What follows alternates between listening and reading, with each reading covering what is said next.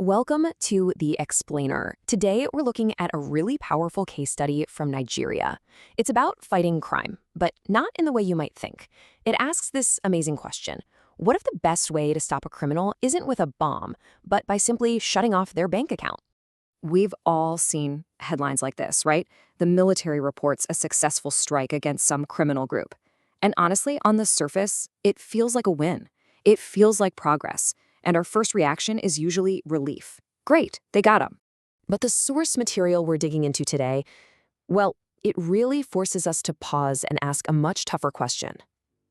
Once all the smoke clears, what's really been accomplished?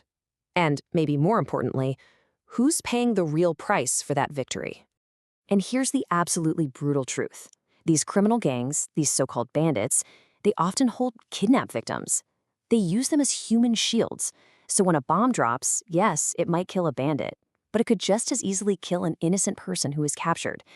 And that, well, the source doesn't call that a victory. It calls it collateral horror. Okay, so let's get into it. To figure out a better solution, we have to know what's really driving this whole cycle of violence. And it's not some complex ideology. It's actually something much, much simpler. At its core, this kind of crime, what they call banditry, is a business. A violent one, for sure, but a business all the same. And just like any other business, it needs one thing to run: cash flow. We're talking kidnapping for ransom, shaking people down at illegal roadblocks, bribery. All of it runs on physical, untraceable money. And this right here really gets to the heart of the matter. Physical cash is basically a criminal's best friend. It's anonymous, it leaves no paper trail, it's perfect for shady deals. But digital money? That's their absolute worst nightmare. Every single transaction leaves a footprint, a name, a place, a time. It's a trail that can be followed. So it begs the question, right? What would happen if you just turned off the tap? What if you made physical cash really hard to get? Well, funny enough, back in 2023, Nigeria basically ran a huge real-world experiment that did exactly that. And what happened was kind of mind-blowing. So the government at the time brought in a really strict cashless policy. They redesigned the money and put these really tight limits on how much cash anyone, you, me, a whole business, could actually withdraw from the bank. And just like that, physical cash became super scarce. It forced everyone to switch to digital payments, and fast. The impact on crime was, wow, immediate and just huge. The whole kidnapping for ransom business basically fell apart. I mean, think about it. You can't pay a massive ransom if you can't get your hands on the physical cash. There were reports of bandits literally dumping bags of old, worthless money on the side of the road. Extortion at roadblocks? Poof, gone. It was this quiet, life-saving miracle. But then, just as fast as this new, safer reality appeared, it was gone. All that incredible progress was completely undone, almost in the blink of an eye. So what happened? Well, the Supreme Court stepped in and struck down the withdrawal limits, saying it was causing hardship for regular folks. Then a new government came in and just let the whole policy die. They effectively turned the cash faucet right back on.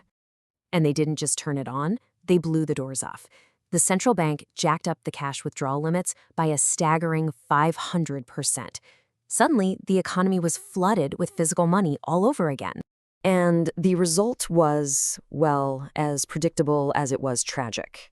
With all that cash sloshing around, the bandits' business model was back in business.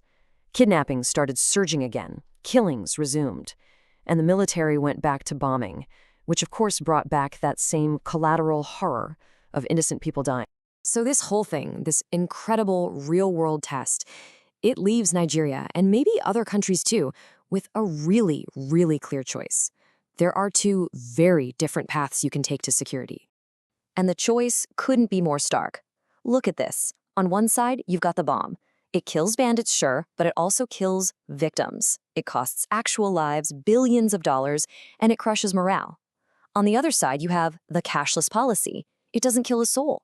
It just cuts off the money supply to the bad guys. It costs way less, it saves lives, and hey, it even helps expose corruption. So what's the way forward? The source lays out a pretty clear 5-step plan. It's not just about turning off the cash again. It's about being smarter. Bring back the limits, yes, but also mandate e-payments for big transactions. Use those digital trails to hunt down and freeze ransom money. And this is huge. Invest in teaching people how to use digital tools so everyone can be a part of the system. And finally, take a hard look at military spending and ask, is it actually making us safer? And that leaves us with this final, really provocative thought. For a few months, Nigeria proved that a financial policy could be a more powerful and a much more humane weapon than its entire air force. The question is, which weapon will they choose next time? It seems like the real choice isn't just between bytes and bombs. It's between a quiet, smart solution and a loud, tragic one.